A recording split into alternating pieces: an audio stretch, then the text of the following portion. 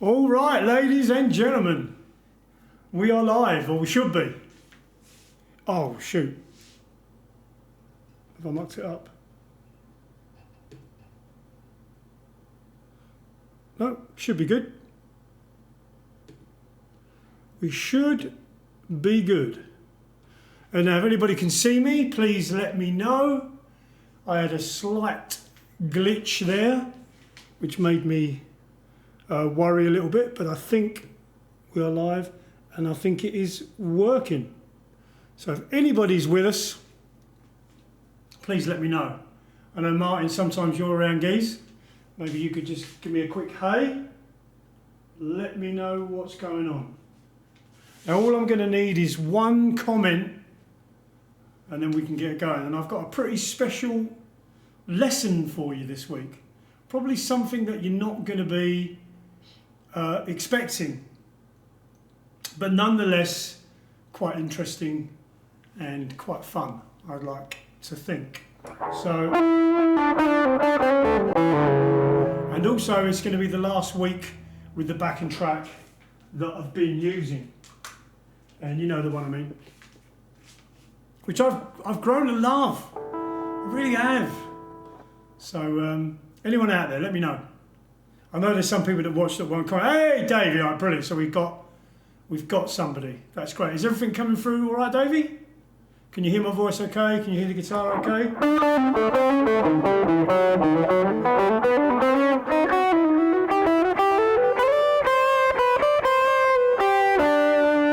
Got no kids with me as I'm dealing with my 4 kids.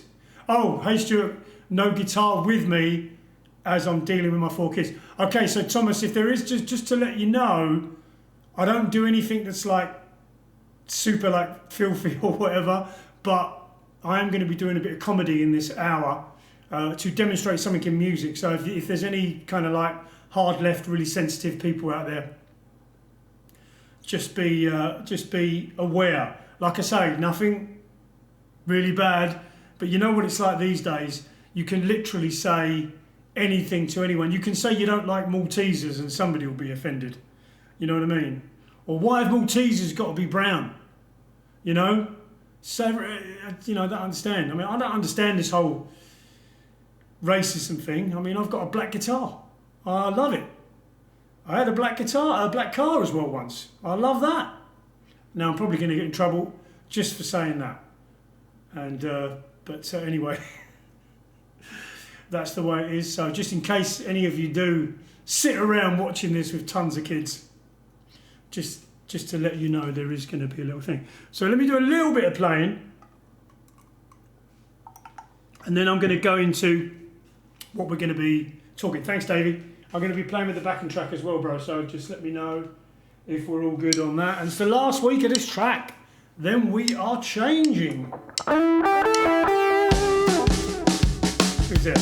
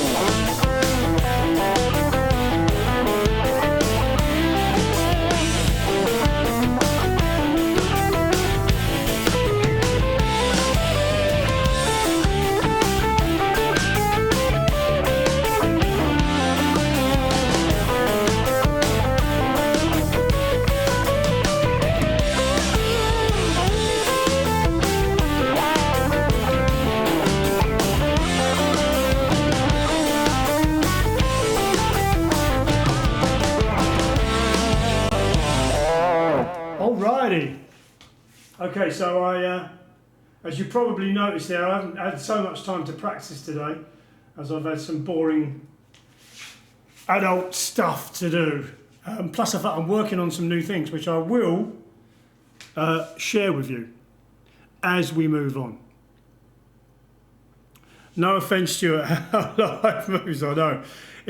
Oh, thanks, man. It's always like the story of Chet Atkins. I don't know if you know the story of Chet Atkins, where he says, someone says, hey man, that guitar sounds great. And he takes it off and puts it on a chair and he says, how does it sound now? Joel, hello children. Okay, so what I'm going to do is, I get asked a lot about the jazz bluesy type of things and the sort of like, I wouldn't call them bebop licks, but the sort of stuff that I put into my own playing. And what I want to do is show you the parallel between comedy and music. I know you're going to be thinking, yeah, but hey Lee, but it's true. There is a lot of similarities, and I actually use comedy when I'm writing my licks, and I'm going to explain why. So I'm going to do a little comedy skit that I wrote earlier today, and then I'll explain it, and then I'll show you how I use those ideas to write my licks. Okay, so I've got this friend of mine from Las Vegas, and I can't say her name, so let's just say her initials are Tawny Shoemaker. And seriously, if you're watching this live or if you're watching it tomorrow on your laptop or whatever, I really would like for you to say a little prayer for Tawny, because she just got tested. And it turns out that her IQ is really fucking low. I mean, it is like way down there. In fact, when she got the result of the test, I had to actually explain to her that IQ didn't mean standing in line at the soup kitchen, which is what she does on the weekends. The test came out so low. Just to give you an example, I actually was in a carver one time and there was a sign saying slow children playing. And she started getting upset and saying, why do they need a sign to let you know that stupid kids are playing in the street? I said, no, sweetie, it means slow. Drivers go slow. There's kids playing. Anyway, so she's got a job in the food, beverage and entertainment industry. And so, you know, when I have friends of mine from around the world that go to Las Vegas, I always encourage them and tell them to go visit her at the unemployment office, where she spends most of her time these days. But she has used this time in the pandemic very wisely. She's actually learned to speak Scottish. So now if she buys a cheap dinghy, she'll be able to make it to the British shore and just, hey, you're sorry, you fucker, and they'll probably let her straight in and give her a house. So, you know, there you go. Anyway, so that's the end of the bit, right, that I wrote. Now, how does that relate to writing licks? Well, I'm going to tell you. I use those techniques that I use to write my comedy stuff the same way that I do to write my kind of jazzy type licks. And the reason for it is because if you think about all of those things, it's all about leading you to believe that I'm going one way when really I'm going somewhere else. And then once I go to that other place, I then kind of resolve it to something, you know, a little bit more normal. Like, for example, when I say, hey, you know, she just got tested, you obviously think I mean coronavirus, but then I say, it turns out her IQ is really low. That's the joke there. Now, another device, I think later on in the skit, when I said something like, you know, she's in the food, beverage and entertainment industry. I always encourage, you know, people in Las Vegas to go and see her. You think I'm going to say casino or bar or whatever, and I say unemployment office, right? And that's how I kind of go this way, then I suddenly go the other way, and then I kind of go back into the middle somewhere. And if you're watching this, Tawny, and if you've got any sense, you'll make a rebuttal video to this, and you'll ask for some donations, and that will help you to get back on your feet. I'm not doing it because I hate you or anything. I should write a joke about that, but I won't tonight. So anyway, let's look at how we can use this device in our playing. So if I'm playing along to this backing track, it doesn't take too much of an idea to think that I might do a lick like this. Fairly standard lick. Now if I do these two notes, your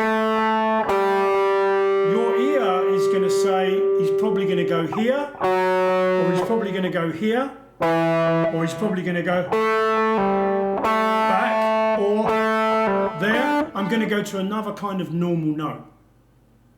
So how do I use my comedy idea to get to a situation where I can make this a little bit more jazzy? Well, so what I do is I play the first two notes, instead of going to where you think I'm going to go with, which is, let's say, for example, this F sharp note on the 4th fret D string. What I do is I go to this 6th fret on the A, okay, this E flat note, but then I immediately take that back to the F sharp and then resolve it to the E. So you see what I did there? Same as the comedy thing. Something normal, threw you off, back to normal. So now we have. So let's just look at that lick, and then I'll do another one to give you another kind of idea. Got some weird flies in here today. So basically what that whole lick there is, we're pulling off from 7 to 5 on the D, then we're playing the 6 on the A, and then we're playing 4 on the D, and then 7 on the A, which is that E note. And it's a nice little lick. Now I might go up the scale here. Now I could do the same there. If I do that, your ear is telling you or me that I'm probably going to go there. But I could go. So you think I'm going to go there? I don't. I go to an odd note, and then I could play something at the end. Okay, so you see what I'm trying to say here? So you can mix those two ideas.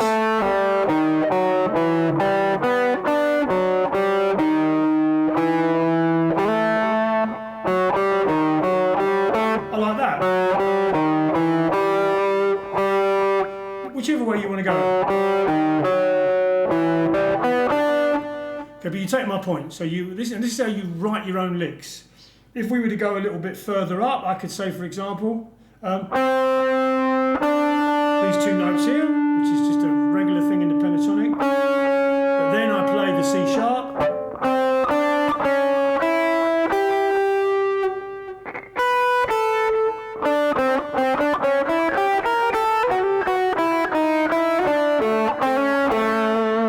So you see kind of what I'm doing, right? That's the idea that I'm using, the same as the comedy thing. I'm starting off with something normal.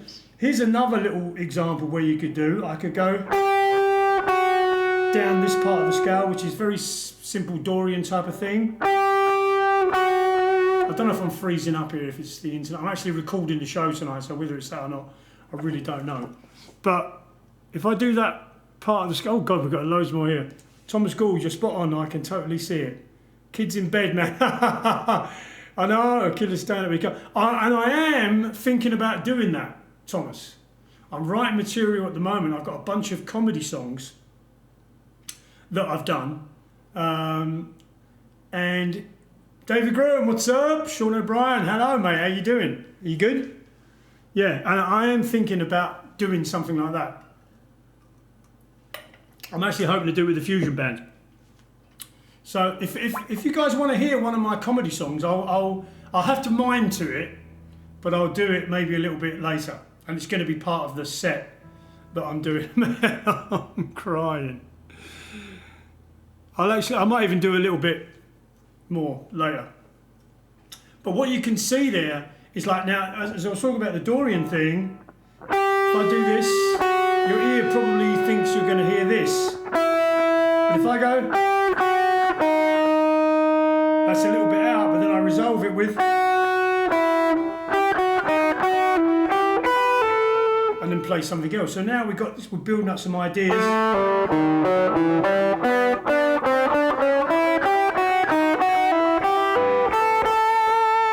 See what I'm saying? And these ideas can sound pretty cool.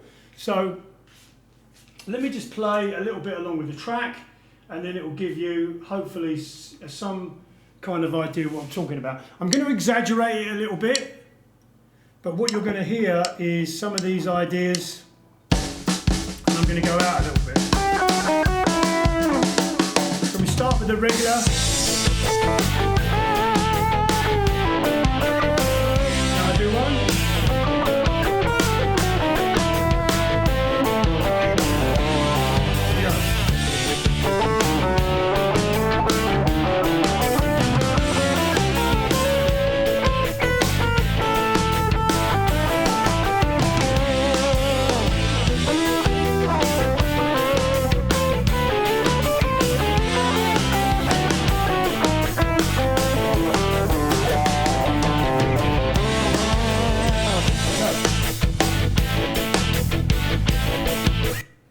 And you can use this same idea when you're doing arpeggios. Now there's a E minor 7 arpeggio that I use quite a lot, which kind of looks a little bit like this. And I use hybrid picking. Now what you can do, as you go up it, sir. Oh, as you go up it, I can replace this B note with a B flat note, and then resolve it. You see what I'm doing there?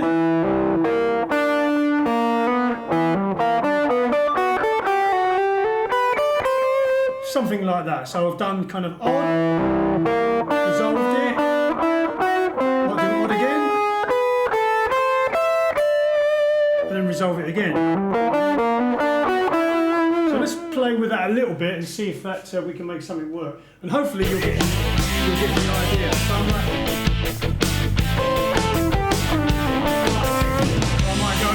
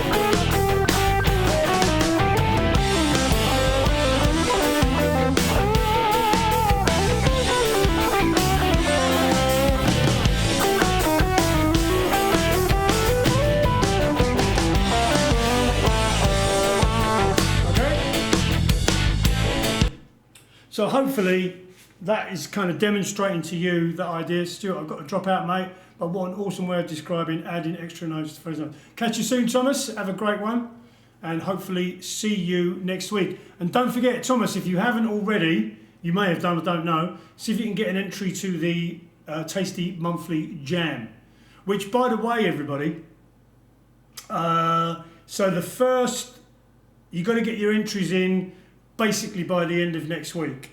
And what I'm going to do is I'm going to set up a polling thing on the Facebook page, and you guys will be able to vote for everybody, yourselves, whatever. And then that way, I just think, you know, I don't particularly want to, I'm going to cast a vote, but I think it's better if you guys, you know, do the voting, and that way it's more engagement, it's better for the page, we can build the community. And I like that. So that is my little lesson for using comedy as a way to kind of understand why those licks work.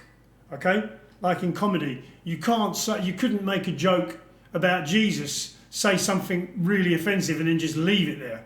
If that joke's going to work, you need to pull that back to something positive. You need to stay on the kind of weird bit for a short amount of time, then get back to the positive, and then you might have a chance of that joke working. And it's the same with the phrase. If I were to just go, you know, and just leave it there, that might sound good in a Black Sabbath song, but it's probably not going to work in a blues. But what I'm doing is, excuse me, I'm making those resolutions, you know, fairly quickly. So those notes are kind of out there, you know. Like, I'll give you another quick example. Like this E minor triad, great sounding triad, but if I just played that, and I'll show you, that's going to sound kind of weird. There we go.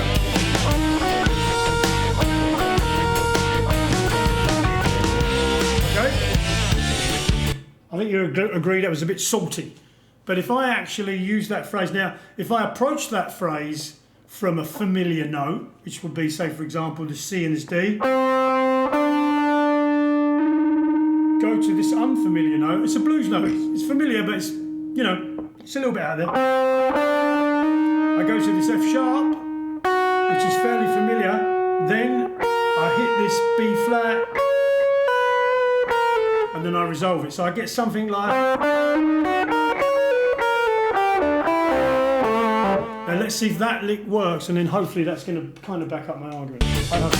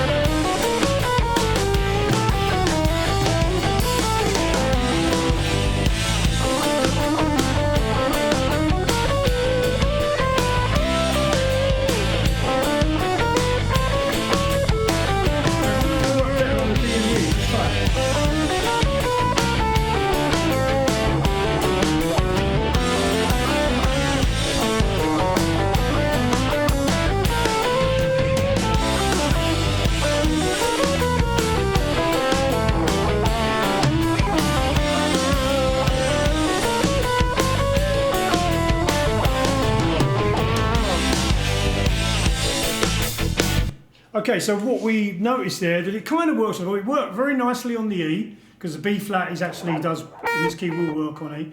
But, you know, we kind of made it work. And that's the other thing about taking risks on these licks. It's like, play it along, and then when your ear says, like, I think theory is great. I think it's excellent to be able to do all of that stuff.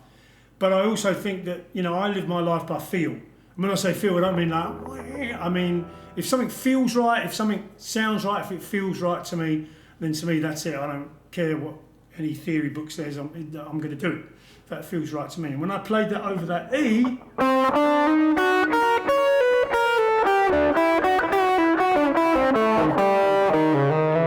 it sounded good. So that's what I did. Okay, so anyone got any questions? Some stuff that we can talk about.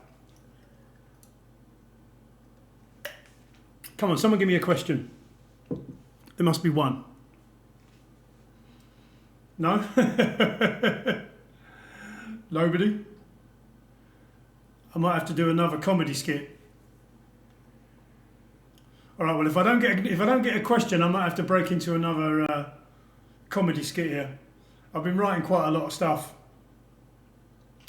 Exactly, because I mean, we mentioned it's funny that we should mention the Jesus thing earlier, because it turns out that Jesus didn't die on the cross. I know, I'm as confused as you are.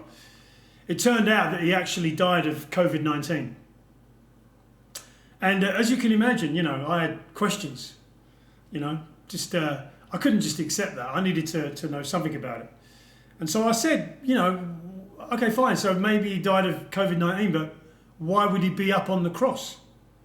And they said, well, Stuart, social distancing. You know, you've got to stay 2 meters away from everybody at least.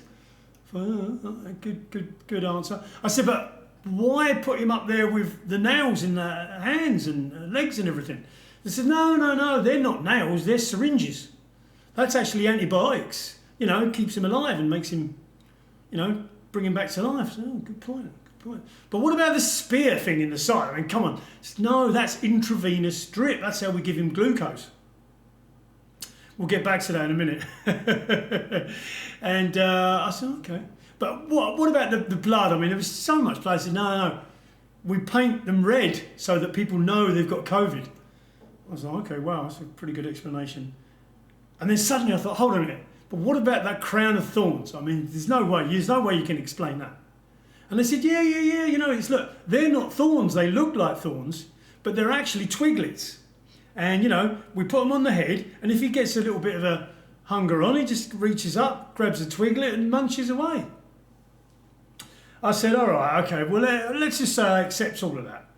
What about that tomb thing with a big stone in front of it and all that stuff?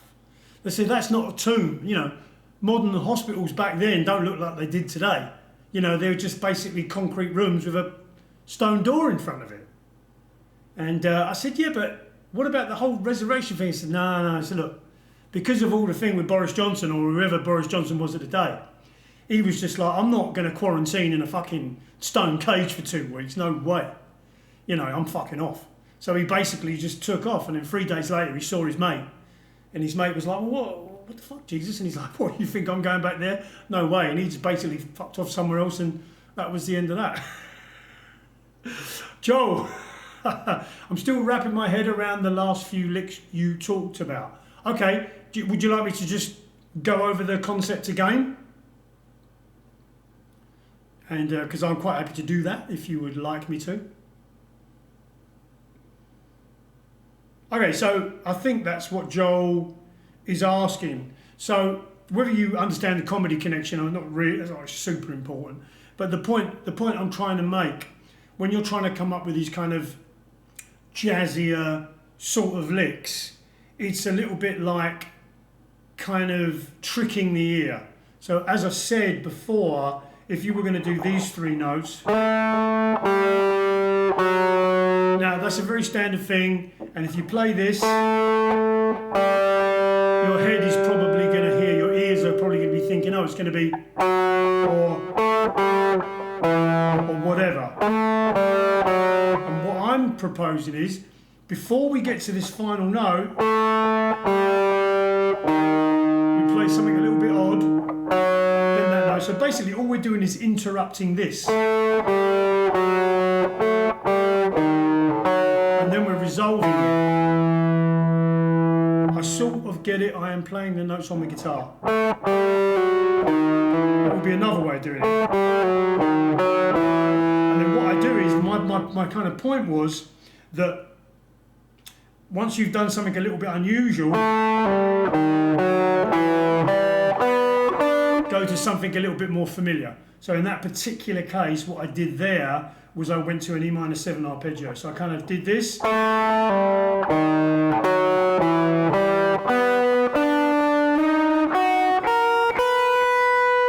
then I did another lick, which is a little bit like that. And the other thing that I demonstrated there was playing this.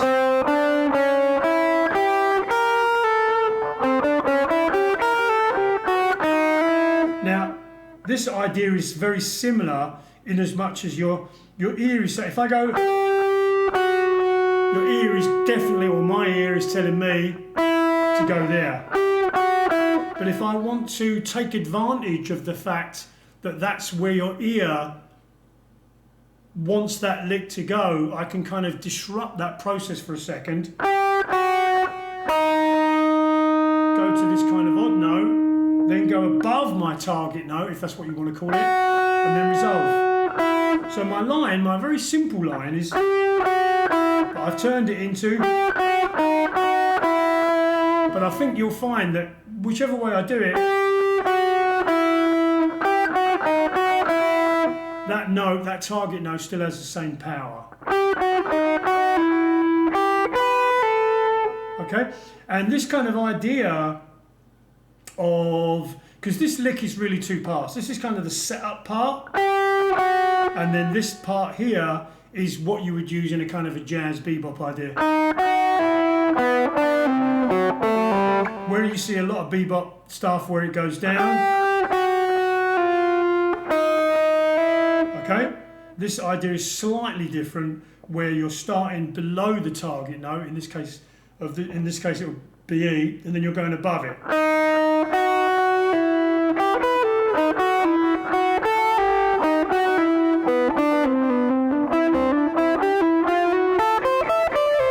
So you could combine something like.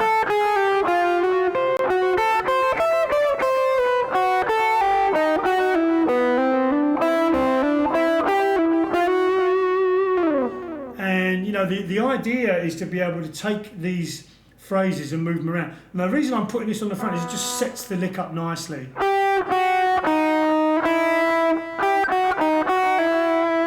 Okay?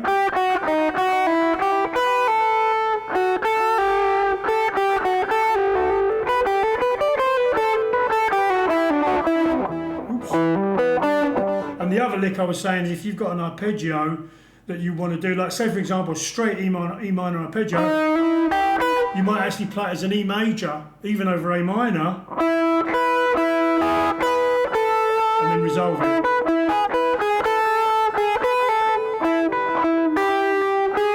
Something like that. Quite easy to do, so. Something like that.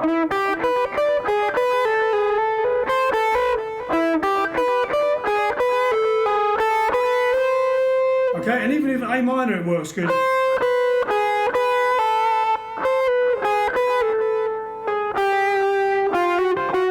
And then you can put that together, a lick we talked about last week.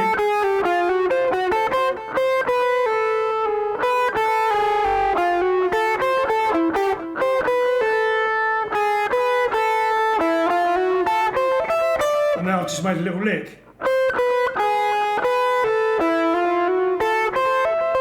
And that would fit nicely over a D, I wouldn't mind betting.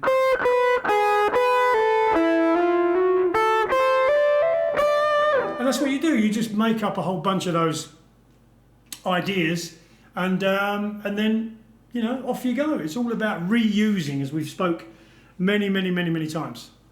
Okay, so let me see. Have we got any more questions? Joel, does that help out a little bit at all? And there's a great guy. I've mentioned him a few times on the live stream before, but Jens Larsen, guy on YouTube. Make music, play jazz.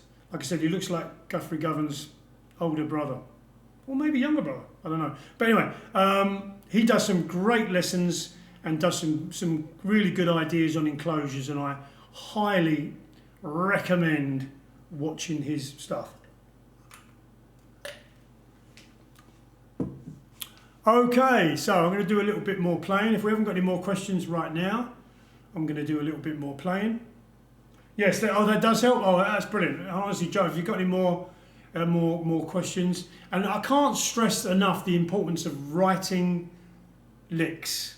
Okay, getting ideas and writing licks, taking ideas, moving them into different places, changing the phrasing, and get writing those licks. That really is like something that I highly recommend. Okay, it's the last week of this track. Tasty Jam is moving to another track as from next week. I might have to shut my phone off. I don't even know where it is. I think it's in my bag. But anyway. I'll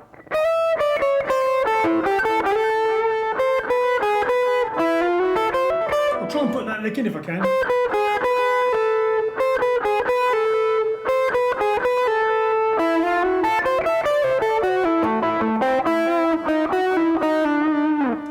Here we go.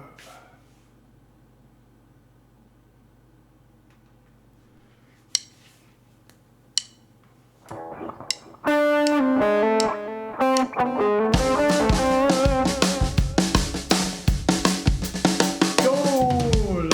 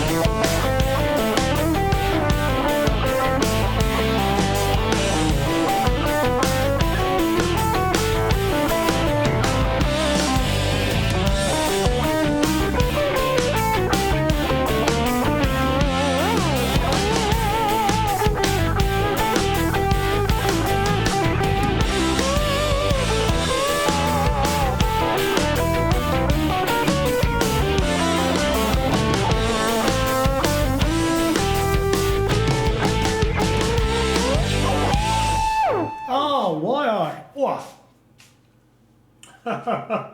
Davey, I just literally saw your comment. So here's a question. How do you decide where you are going to go next when you are playing? Do you take into account the licks you have already played and licks you feel you definitely need to play? It does make perfect sense. I don't like the idea. I used to say I would go to a jam, right? It does make sense. I would go to a jam and I think, oh, I've got to play this lick and I must play that lick and I've got to get that lick in. And I found that for me that was kind of an unsatisfying way to play in the end. So what I do, in order for me to be able to have a sort of coherent solo, Joel, the way I do it is I pick a phrase and then I try and develop that phrase. Okay, so let me just give you a very, very simple example. If I'm improvising, okay, then I don't know what I'm going to play next. I could probably have some idea. But let's say this track, let's say the first thing I play is... Now, what I heard in my head was that same lick, but repeated. So I got...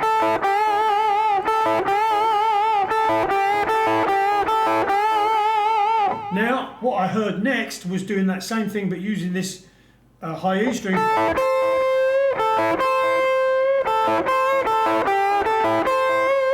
Now, just like we were talking about with the comedy, I'm kind of that when I started talking about Tawny, I was like, right, I'm sort of done with that idea. I want to move on. This is exactly the same thing. I'm done with that idea, so now I'm going to move on and maybe take the same idea, similar idea, but move it up to a different position. In this case, second position.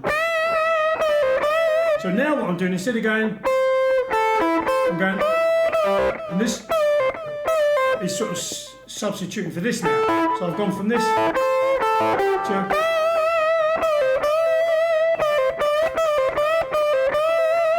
Now, I might be thinking to myself, that idea's got one more thing in it, right?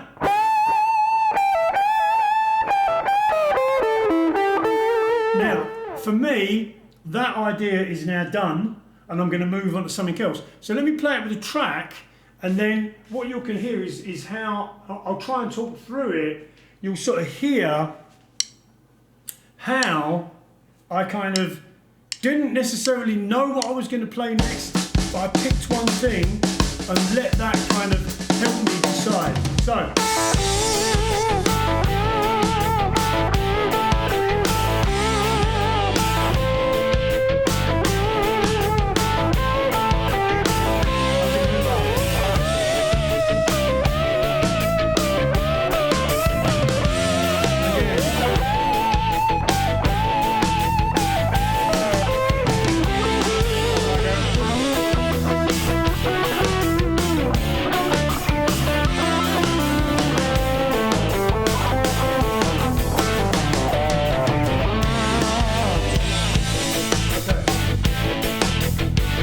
So I played the first part pretty much the same, and as you can see, as your phrasing improves, you can pretty much remember. Like, I did not have that prepared, but I remembered it because it was like my phrasing's kind of got a little bit better now. And then when I came to the thing where I'm playing the E down to the D and then resolving to the A, I took a simple phrasing idea, something like that, which is playing on an E chord there. If you use the cage system, that would be the A shape. Or would it? No, it wouldn't be. It would be the G shape, sorry. But I used that, moved it down.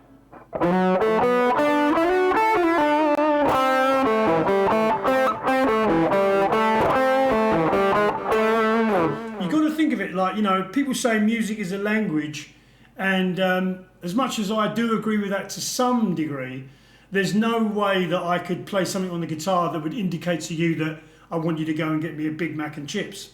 I don't see it as a language in that way. But where it does have similarities, if I was to say to you, have you seen the new Tesla? Brown custard is something you should give to cats. Yes, I'm using language, but those two phrases don't make sense. They don't go together. And so, but if I were to say to you, you know, have you seen the new Tesla? The battery lasts a lot longer, right? Those two sentences make sense even though they're different words. And I think the same in music. So if I'm, for example, playing on that E, I'll play. Now, I'm going to play my next phrase over the D, and I'm going to make sure that it somehow coincides with that. Or it could be exactly the same. You could change the intensity, whatever. Oh, thank you, David. That Jesus thing, I'm still laughing at. I saw that as I was playing.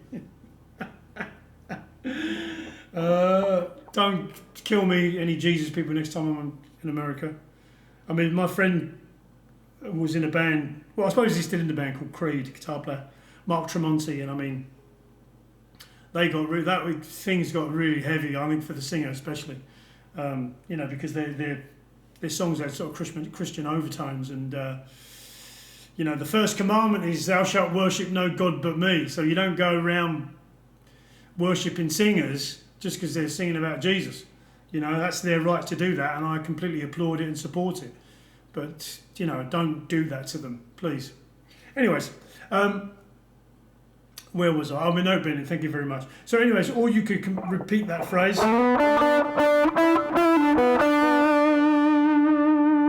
Okay, and then you can go, the last part, you play down on the A.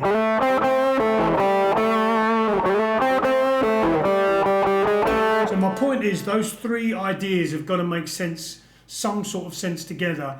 There are people that don't necessarily do that, but that works for me. For kind of getting a nice bluesy kind of sound, a nice kind of soloing idea, I like to be able to keep my ideas.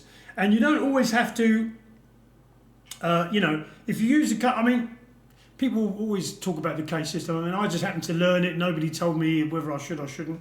And parts of it work for me. But when I'm looking at that, there's different options there, you know. You don't always have to go up. I think Johnny Highland has a system, it's called the up, up, down or something like that. But anyway, and these are things that you can play with just to see if you like the sound of them. So there I was going down.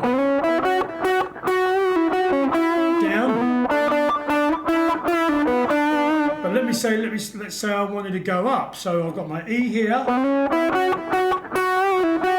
to a D here. A.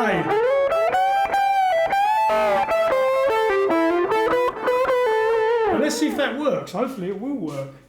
But so I was going up the stairs.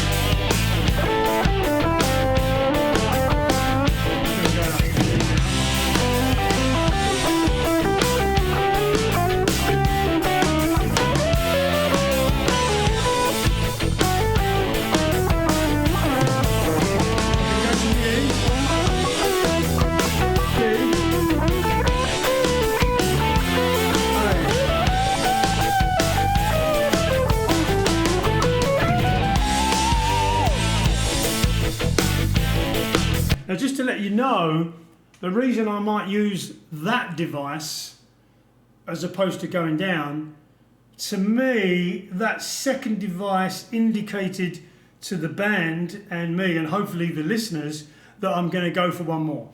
So I did this. D.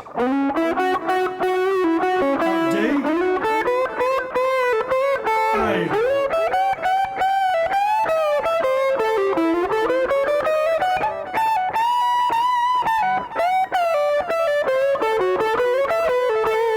Go for one more solo, one more chorus, whereas with this,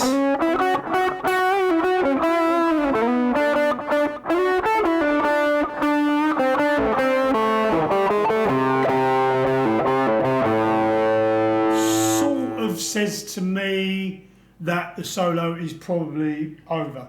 Doesn't have to be, none of these things are written in stone, but to me, that's what makes that thing, you know, work a bit better.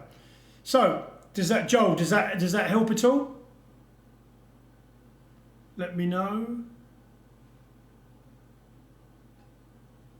I mean, when it comes to licks, you feel you definitely have to play. What I always try and do with my licks is come up with several or a few versions of each one. That way, I don't feel like I've got to kind of like play that lick the same thing. Like that's a lick, right? A short lick. But if I muck around with that, I'm going to basically...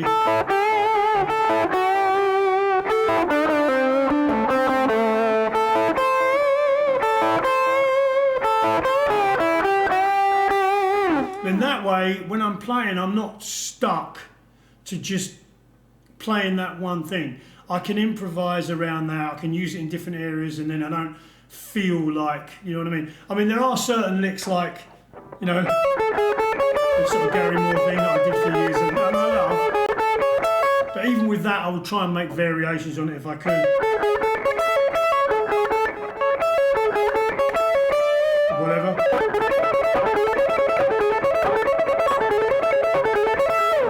Okay, but anyway, that's really what I try and do, and I would try and use that in maybe in a bluesy thing.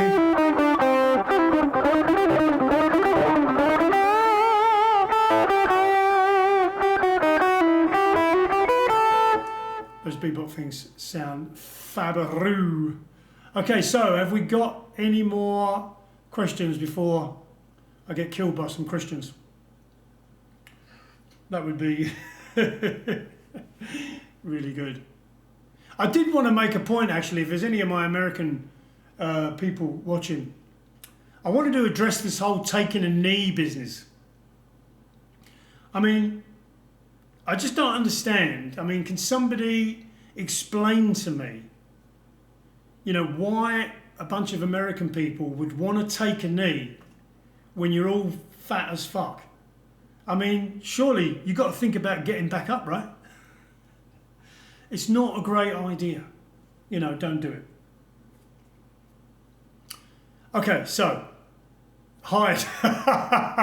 You know, the only good thing about being middle-aged and bald, Davey, is I pretty much look like about, you know, a zillion other people. So if I keep my mouth shut, no one's going to know it's me. That's what I love about my passport. You just steal a passport from any bald guy and you're good.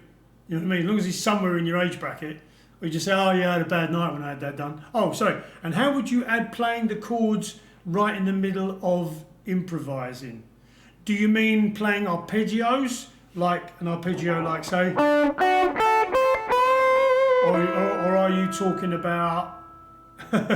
or are you talking about actually playing a full chord? If you're talking about playing a full chord, I mean, that just depends on your playing style and what you want to do. Like if you've got... and then you come to the E and you want to go...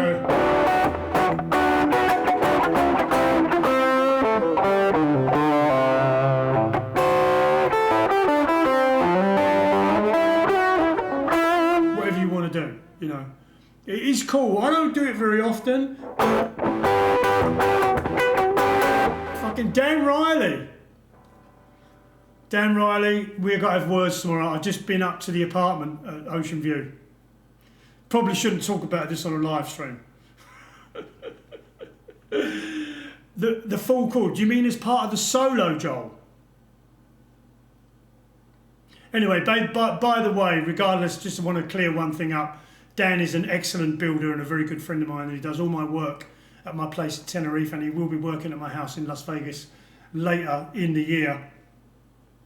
And although everyone knows me, I'm stone cold honest guy, so I never lie. So what I just said is no, I didn't make it up, but he's brilliant. So if you are in Tenerife and you do need some building work done, I can't give his number out to anybody unless you are a prostitute, and then obviously I can. But anyway, regular people, what I'll do is I'll give him your number, and then if you need any work done in Tenerife, or you need to know how to rent villas, or this or that or the other, Dan is the man.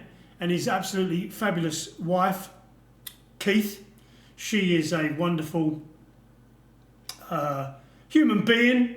She does a little bit of work for me as well, and they're a fabulous team and lovely people. So anyway, if you ever need any work done in Tenerife, rent villas, anything like that, let me know. He doesn't play the guitar as far as I know, so I don't think he can help me with that. Oh, Joel, as part of the solo, right, that really is just a personal choice. If you are going to do that, I would add some rhythm to the chord. That would be my kind of question. And also maybe think about making it a kind of partial chord. So in other words, like so there, like the full chord you would play there, but you could play the fifth and the third of the E chord and then same as the A. So let's try a couple of those ideas out. I'll play the full chord, and I'll also play the partial chord. Partial. So here you go.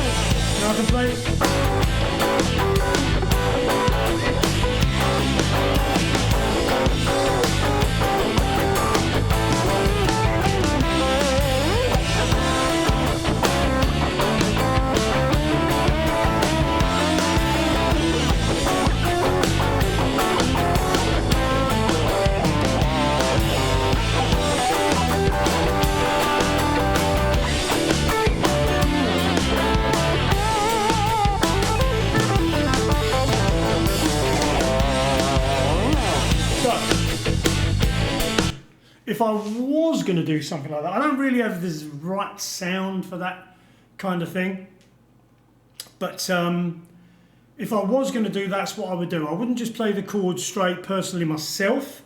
If I was going to play this inversion, which I'll show you because it's a nice inversion of an A9 chord, we've got 7 on the D, 6 on the G, and then we've got 7 on the B, and then this 8 on the B there. And this makes a kind of nice A9 inversion. I would need a cleaner sound, but I've only got one sound I'm using.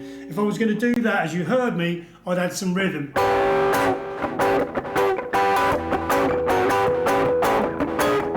And then the other thing that you can do to spice that up is go a semitone down and a semitone above. So I'm going.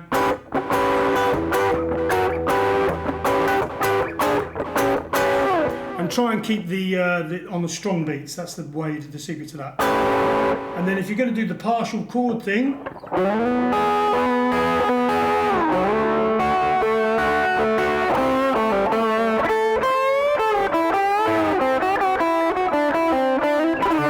and then I did a little 13th chord there. I'll show you this one because it's kind of a cool one to know, or at least I think it is.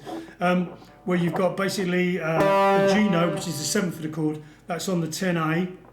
And you've got 11D, 11G, and then you've got 10 on the B. And that is actually not a 13th chord.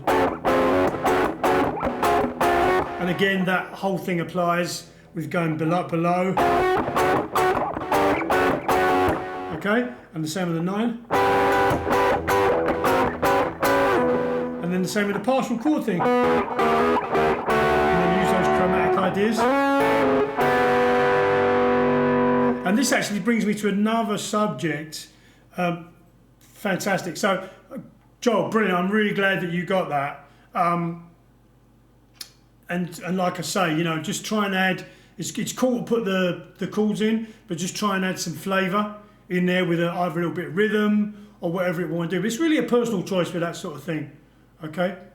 Yeah, I like the partial chord thing. The good thing about the full chord is it's good for a little bit of punctuation, right? So say this here, you might want to play a phrase like, you know,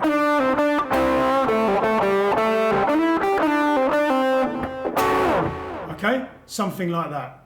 Or even up on this 9th. Here's another very cool one, which you can use for that type of thing. And there's cool melody things that you can do as well. I don't do too much of that, but you can do it. This is a very cool one as well. I'll just show you that real quick. You probably already know this. But basically, you're playing 11 on the D there, and then you're just playing 12 on the G, B, high A, and you get that. Okay.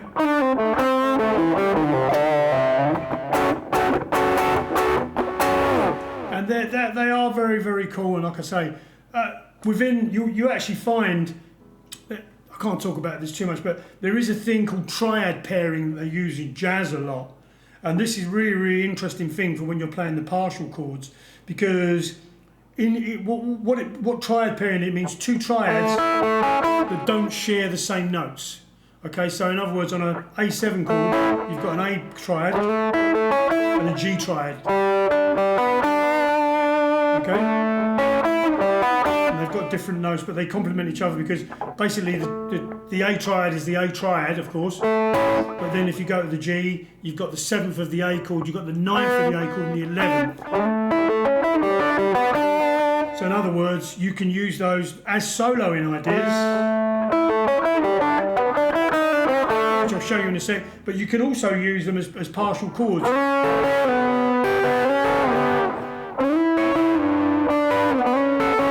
So that's actually partial part of an A chord, partial part of a G chord, partial part of an A chord, partial part of a G chord. So let me just play on that for a second and you'll get an idea of what some of that things sound like.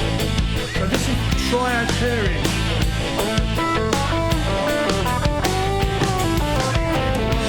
Start. That's a real thing now. Alright, here we go.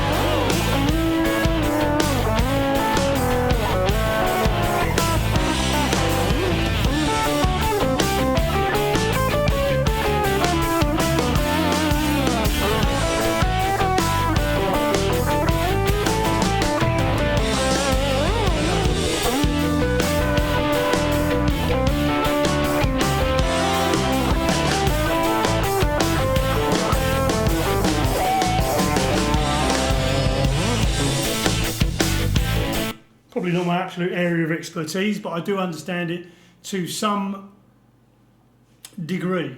So there you go. We're actually a little bit over the hour now. If there's any other desperate questions, if you want me to put some more comedy in next time, I'll be quite happy to do it. And like I say, providing I haven't been killed by any Christians by then.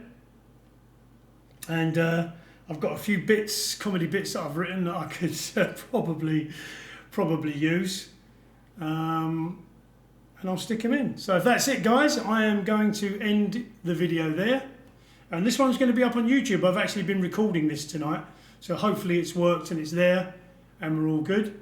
So if there's nothing else that you guys would like to ask, I am going to be out. I'm going to be going for my walk around through the banana plantation. And reflecting on tonight's lesson, but I hope you enjoyed it. I certainly did, and I think that we got some good stuff going there, and I hope that it's helped out. All right, guys. Well, nothing's coming in, so I'm going to say a very, very good night to you, and I will speak. My pleasure, Davey. Absolutely, my pleasure. And Joel, glad that you got a little bit something out of that, and hopefully that is. And remember, guys, without going into like a big weird thing about stuff. All the great things that have ever happened in my life have all come from helping other people. All right? So just remember that. It's a good thing to do. Also, just before I go, Tasty Monthly Jam. Don't forget the voting's going to start next week or very soon. Not sure exactly, but it's going to start very soon. My pleasure, Joel. Absolutely my pleasure. And please vote when that comes out. And I'll let you know. And then we'll be having a different track next Friday. Brand new track. Okay. Good night to you, Joel. Nice to see you guys. And I'll speak to you very soon. Buen fin de semana. Have a good one. Cheers, guys. Cool, I put mine in. David, we don't need to know about your personal life. Okay, I mean, look, what you do is up to you, but that's not the sort of thing we share here. You know what I'm saying? Oh, you're talking about your entry for the competition. Sorry, guys. Went back to my panachero phrase there for a second. All right, guys. Thanks, Davey. I really appreciate that. I will check that link out. If it's there, I will check it out a little bit later tonight. What does it say? Llénalo la pucha. Is that what it is? Llena lo mi pucha. That's what they say in Mexico anyway. Probably shouldn't say that stuff, but all right, guys, have a great one. See you very, very, very soon next week. Bye.